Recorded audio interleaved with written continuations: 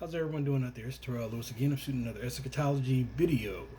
Today I'm going to talk about a topic I was trying to skip over, but too many topics, too many questions have come up regarding the murder of George Floyd, which is disturbing. I watched it the first time. I couldn't watch it again for a couple of days because I was upset. And I'm actually kind of looking at everything now that we're over a month out from that shooting, actually about 6 weeks out from that shooting, and just look at what's happened as a result. I mean, it's just very upsetting. To me, what I see is people were protesting afterwards, and they needed to. I feel like people needed a way to vent. People were upset. People were angry. When you have people pinned up already, locked in their homes because of the coronavirus already before that, then you have this shooting, and people, everyone sees it. More people probably than normal because everyone is home to watch it, and it's just tough to watch. I mean, I've trained with police officers doing uh, physical combat training, and all the officers I know, they said the same thing when they saw it. It's like, man, that was in no protocol that they've ever been taught. I've never seen anything like that, and it was upsetting. But what happened afterwards was protests. People were protesting as they should have, and then somehow the protest turned to riots, to looting, and then ultimately it transformed into a revolution. And I say that because afterwards everyone was upset. Everyone was in the street. People were talking about George Floyd. You could see the in the parks. People were talking about it when they have gatherings. People were talking about it, talking about police reform, which was needed. It's been needed for a long time ago. I don't know why it hasn't happened more than 10, 15 years before now. I mean, if you really want to put people who don't know, they can look it up. The chokehold was actually sanctioned by the U.S. government during the Carter administration. So if they, and really, the local governments can set the rules and laws governing their police departments. So any police department in the country at any point in time could have outlawed these chokeholds and pretty much anything else that they deemed that was not good for the community, that officers shouldn't have been doing, could have been outlawed by any municipality, because the federal government does not regulate any local municipality. They can cut off funding, but they can't tell them what to do or what not to do. But here was a chance. We just had a police reform bill that was federal. That would have been great. But it got voted down. I hope it comes back up again because I saw a lot of things in there that are needed, and it's a first step. Most people understand federal government, how laws work. A lot of times it's not that first law that gets it right. A lot of times it's that first law with about 20 amendments afterwards, but at least you got to get the first one in there and on the books to start holding people accountable, and then you can start amending it later. So let's pray that that gets done. But what's happened is we went from protests to riots to revolution. And a lot of people out there, that were talking about George Floyd initially, have been replaced by people talking about something else. And they're talking about revolution and tearing down the government and tearing down the system. The truth is, the same people saying that have been saying that for years. The people who have been talking about defunding the police have been talking about defunding the police for a very long time. And unfortunately, the communities that need the police the most are the black communities. And I say black because they just do many of the poor ones, the ones that are economically challenged. But not just them, the white ones that are economically challenged as well, because people who don't have as much money have to fight for everything they have. They don't have as much. They have to fight to get much of what they need. And when you go without long enough, you start to not think right. You're under stress, and it's tough. So unfortunately, the people that suffer in those situations are the most vulnerable, because one statistics I saw that really was disturbing to me was looking at the number of assaults on elderly and youth, and they were up almost 80% nationwide. I mean, I don't know how this not hitting the news about all these old people being robbed, assaulted, knocked down. I mean, just crazy. On top of everything else, it seems like that would somewhere, hopefully at some point, start getting some light. Um, we have seen televised about some of the children who have been shot, which is it's heartbreaking. I mean, I look at any of my children, and if any of them had been shot, I don't know, I'd be a basket case, because these children have been shot by people that they don't know, and it's crazy, and it's gotten so bad. The statistics now on murder and assault in the United States is greater than it was in Baghdad during the time of the Iraqi War. I mean, these numbers that are coming across, these statistics of people getting shot and killed in the United States and in the large cities are like what you see in a combat zone, in a war zone. I'm talking about active, not conflict, or not a what do you call it, not a revolution, but an actual active live war where you see these type of numbers, and the majority of people being killed are black, and it's really difficult. I've talked to some family members and friends, and we're all at a loss, because how can you have a black man killed by a police officer wrongfully in the street? And actually, in that situation, there were two white officers, one Asian and one black, and everyone's upset, as they should be. But the result is you go and kill more black people. I mean, the result is more black people are killed, more black people are murdered. I had, till I really researched Black Lives Matter, okay, here goes Black Lives Matter, they're drawing attention to it. They're out in the street, and everybody, Black Lives Matter has more attention than they've ever had. But unfortunately, a lot of that attention is skipping places that it should be going.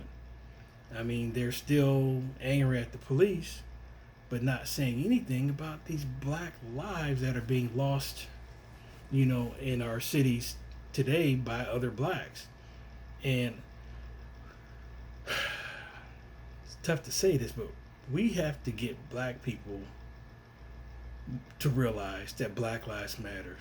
So we'll stop being the number one people who are killing black lives. And I really wish it actually would start at the fetus. Stopping and slowing down, doing something to cut the number of black babies that are being aborted. New York City, more babies are aborted than are born, as that's becoming the case in other cities around the country. And some of these things that are happening have been going on for a while. I mean, this is not new. Black on black crime. Chicago, we had 1 year, there was over 700 murders in that one city. Baltimore, Detroit, LA. And then if you really look at the egregious number of black people that are leaving this world, you have abortion, you have murder, and of course we know about some of the old ones, heart disease, diabetes. And then you have, like in Southern California, you have competition and the gang wars between the Mexican gangs and the gangs in South Central. I mean, it's just tough. And this brings me to, I guess, the main focus I wanted to talk about today is the churches. For the longest time, the main voice and the point of community that brought everyone together, where everyone turned to when there was turmoil, was the church. You can count on the pastors to come on out and speak to the people. They could cause calm. They can get people to come out and march. You saw during the Civil Rights Movement, there were so many pastors that were going out there wearing out so many pairs of shoes, marching, going through so much, getting beaten, roughed up, with their congregations, because the church was strong. Church withstood criticism and physical abuse. And it seems like we're not seeing that, at least not in this situation. I had really held out hope that some of your national pastors like uh, Jake's, Dollar, some of these ones, they've endured their praise and criticism, but in this situation, lay it all aside here. I mean, this is your chance to come out. You have the largest platform. You have television. You have these mega churches. Just, I can't help but, I'm going to say it, people will disagree, but I believe if you had more pastors or some of these bishops leading some of these marches and protests, I don't think the rioting would have been what we've seen. I don't think the murders would be what we've seen. And I believe this would be a great opportunity to really preach the love of Christ and really give it a message of calm, even in the midst of time when people were just losing their minds and going crazy. I believe that these men of God have the power of God, and I believe the Spirit of God through these churches that are following these congregations with them, if they were leading them out, being the ones marching, so many other people would join in with the congregations. They would be that's how you would basically put yourself in a position of leadership. You take your congregations out. Imagine if, one of Jake's churches or one of these other pastors, with massive congregations, you have some that have a lot of influence on television, like your Dietrich Haddons and some of these other people. If they were take huge congregations of people that follow them out in the streets, go out and protest, you'd have people joining in with them. And then that's how they could take a position of leadership. This is just some of the thoughts of things I just automatically thought I would have seen that I haven't seen. And that's why I believe we're at the point that we're at. Because you need to understand, we're in a transition. There are people who are these globalists are pushing their globalist agenda. Their goal is to create a one world government, or a system where everyone in the world is under the same system of governance, under a governing body, which will eventually be usurped by the Antichrist. But what they have to do is they have to tear down this system that we have and build up another one in its place. So what you're looking at in the transition is you're having this big, that's why I call it a protest to riot to revolution. You're having this revolution, this phase we're in now, because let's be honest, very few of these people out there protesting are saying anything about George Floyd. I saw an interview where one woman couldn't even remember George Floyd's name that was out protesting. But they're pushing for this whole system to be changed and torn down. But then you have to ask the question, really openly, if you ask someone who's pushing or advocating that, change to what? What system of government are you going to change? What government in this world are you going to look at and say, let's do that? Because let me tell you, if that government was really had a much better system for everyone and minorities included, that's where everybody would be going to. You would hear about this mass exodus of Americans, because we all have it's pretty easy to leave the United States. We'll be going there. People from other countries wouldn't be trying to come here. They'd be trying to go there. And I have some friends, from Africa that talk about, how so many people there would love to come here and have the opportunity. People over there that have work ethic that would just love to come here, and how they would be doing if they were here in our system.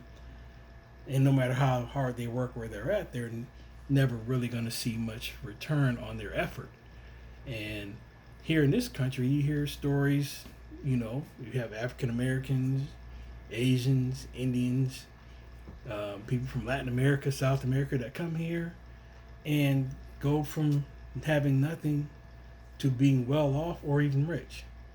The United States has more wealthy, rich black African Americans, or more African American millionaires than any other country in the world. Actually, from one of the statistic I saw in Investopedia, that they had more than any other country, all the other countries in the world combined.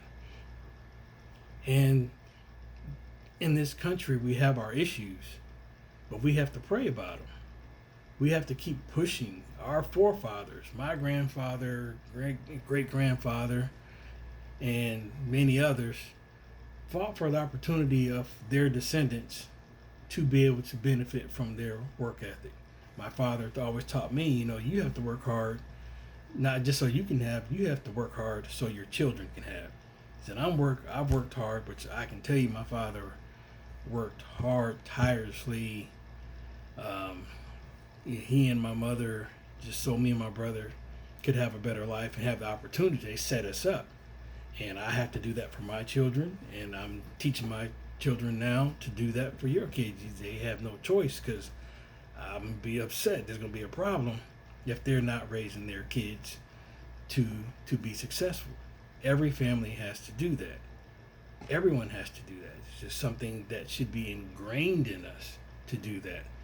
But in other countries, there were parts of Europe when I come to find out when I was over there the last time that there's parts where there's open racism. I mean, they can openly not serve you when you come to certain restaurants or certain places. I heard it's really bad in Australia and parts of Asia.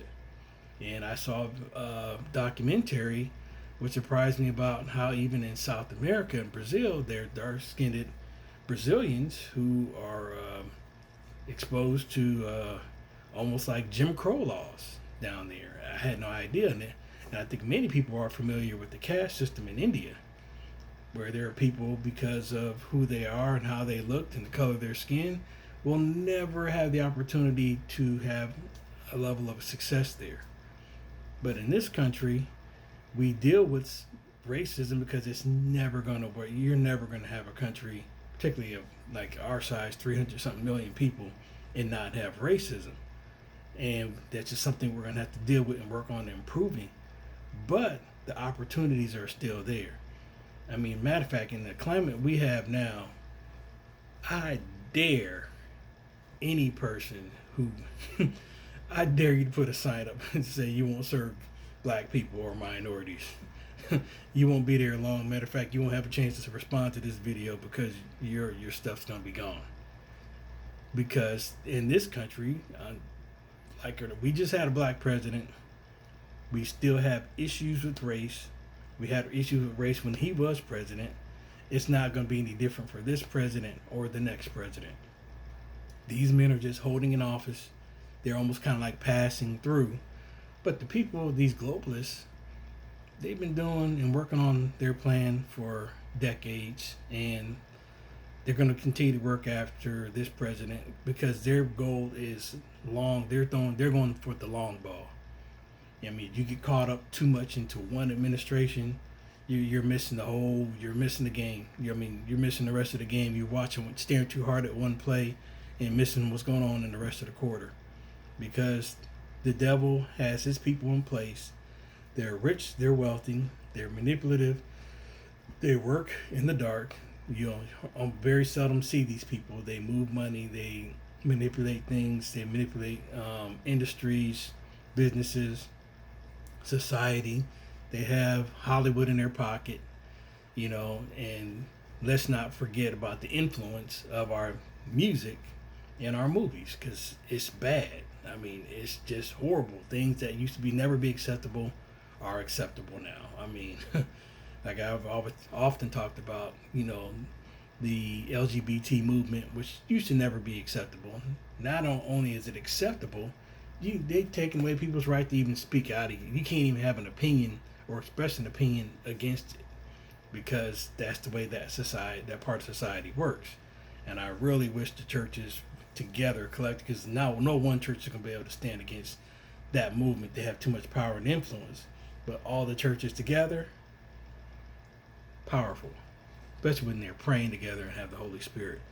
But what we're watching is this transition of this movement against tearing down not just the United States, any other country who have a free market, and they want to put them and replace those governments with a system of control that will slide into this one world government.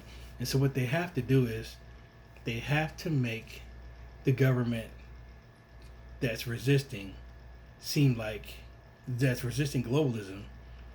They have to fail that system. They have to make it seem like that government is just not working, and they have to cause people who, though they generally, the targets are the people who are the least successful.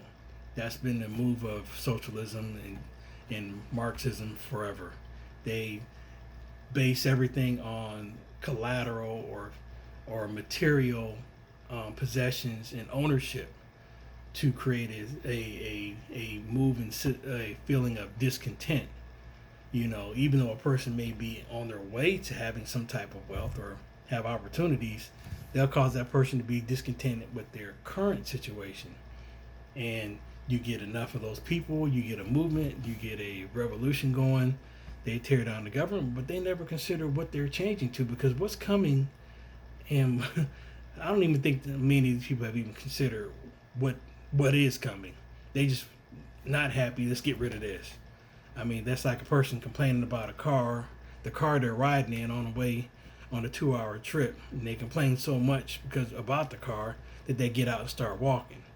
And after walking about 10 minutes, then they come to realize, after they've been left, like, oh, maybe that wasn't so bad riding in that car in the first place. Well, that's the situation we're in now. The system of government that we have in place here in the United States should be replicated, because it's not perfect, but it's the best one we have. There will not ever be a perfect government on this world run by people. Never happen. Won't. You have to take the best you can and make it the best you can for you, your family, and those around you. And we have to comply, and you have to go along with the government that you live in, no matter where you're at anyway. And how I say that as a Christian, my perspective is a little different from secular society, but I'm going to read you the scripture, and it's in Romans chapter 13. And I believe this is the New King James Version I'm going to read from. It's a little easier to understand. It says, "Let every soul be subject to the governing authorities, for there is no authority except from God, and the authorities that exist are appointed by God. Therefore, whoever resists the authority resists the ordinance of God, and those who resist will bring judgment on themselves." Roughly translated, listen to those who are in government over you. The only time that you would be disobedient to that system of government that you live in is when that system of government differs from the Bible, or it's telling you to sin. Otherwise, you have to just go along with it. Go along with that system and pray. And it's, it may not be in your lifetime, but God, if that government's not right, God will bring it down. If that ruler's not right, God will bring it down. He's that powerful. And it tells us in Daniel, God puts up kings and he deposes kings. It's the same God. He hasn't changed. His power hasn't diminished any. None. Not one centimeter, millimeter, nothing. He's the same God. But we're coming to the time in the end where Jesus is about to come back, and God's going to take his people out of here, and he's going to give it over to the forces of evil. And we see these things happen. That's why the things that are happening now. So we have to pray and do what we can while we're here, because my mother used to always say to Tim, don't let God come find you with your work undone. It's, I believe the scripture actually verbally says, "Occupy until I come," which means occupy space as a Christian, doing the work of Christ until he comes back. And we have to really be more prayerful. Prayer is powerful, but resisting taking part in aiding those who are rioting, taking part in aiding those who are causing this godless revolution, because this revolution is just, it's funny how you see these groups come together. You have Black Lives Matter come together with the LGBT movement and coming together with Antifa, and it's crazy to see. These groups, if you don't believe me, just check their websites out. They're all together. The Democratic Socialists of America, the World Workers Party, it's a communist group. They're all tied together at the hip because they all get their money from the same source. So we as Christians, we have many of enemies, and we need to be finding friends, particularly amongst each other. And if you have to lay down the denominational differences, that's what we need to do. We have to lay down, different differences. As long as we're all Christians, lay those things down. You don't like this because the way they worship. You don't like how they carry on their service. It's gonna be time to lay that down, because eventually, when the last days before the Antichrist comes, we may not be able to have service together. We may not be able to open freely. It's only right around the corner eventually that the Bible is going to be considered hate speech, and that's just the way it's going legally. And you're going to see repression of reading of the Bible and sharing of the gospel. You're going to see proselytizing. This is done a couple countries in Europe. Proselytizing, which is witnessing to others, sharing your faith, is going to be illegal. So if you go out and say, brother, Jesus Christ loves you, why don't you accept him into your heart? That's going to be against the law. Somebody's going to say, hey, you're breaking the law by doing that. We already see. I've seen these pastors on street preachers on TV and in videos being harassed, and they're being treated like they have no rights. The group of pastors that were marching in New York City, they were physically attacked. I'm like, why are you attacking men of God who are just marching? I mean, it should be their First Amendment right, just like people had a right to protest and march, after George Floyd. Why can't preachers, men of God march? Where's the outrage from the media over these men being assaulted? That's because the media and these people who are working, these globalists who are working evil, and they have set a target on Christians. We're the ones that are being finding ourselves more increasingly on the wrong side of the law, and they're eventually going to come after us. Most of the attacks now are discreet, or they're disguised, indirect, but they're going to become more and more open, more aggressive with it. And so what are we as Christians going to do? Is that we're going to wait till it's too late to stand up, or we're going to start standing up now? But the revolution has started. It's right in our face, and it's only a matter of time before the rage that they're exerting against everything else is going to come around to us Christians, and we need to be ready for it, and we need to start standing up now. They always say, don't wait to duck after the punch is coming. It's best to step to the side before then, or start your counter punch early. Don't wait till you're getting hit, then try to duck, because you may be laying out. And we as Christians, let's not wait till the legal apparatus is set up to oppress us before we start speaking up and doing things. I'm praying that this video makes it to pastors so they can start get together with other pastors they know in their denomination, in their districts, with their bishops. It's time to set up some type of resistance and step up and start doing something and making our voices heard. Make it to where they can't resist and they can't ignore us anymore. So I'm praying for everyone out there.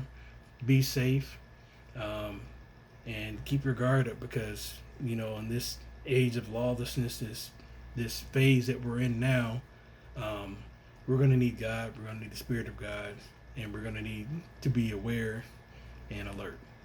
So be prayerful, and I'm praying for you all. God bless.